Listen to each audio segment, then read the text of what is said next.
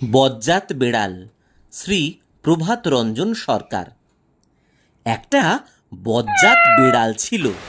সে শীতকালে একটা বৃষ্টির দিন দুপুরে একটা গেরস্তর খাটে লেপ মুড়ি দিয়ে শুয়েছিল।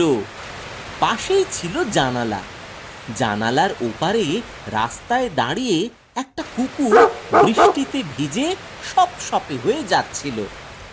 লেপের ভেতর থেকে বজ্জাত বেড়াল বললে, টিপির টিপির বৃষ্টি পড়ে ভিজছে তোমার গা, আমি যেন বসে রয়েছি সাত বেটার মা। তার কিছুদিন পরে গেরস্তর বাড়ি খুব বেশি দুধ মাছ খেয়েছিল বলে বাড়ির লোকেরা বেড়ালটাকে ঝোলায় ভরে গলায় দড়ি দিয়ে গঙ্গায় ডুবিয়ে দিতে যাচ্ছিল।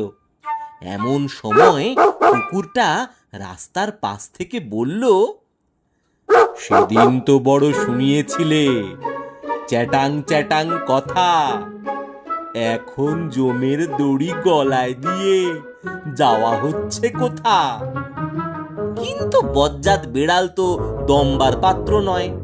মরণকালেও তার বজ্জাতি বুদ্ধি যায়নি। সে বললে, যার যেমন মন নিচে কুশাসন, তুলসী মালা গলায় দিয়ে যাচ্ছি বৃন্দাবন।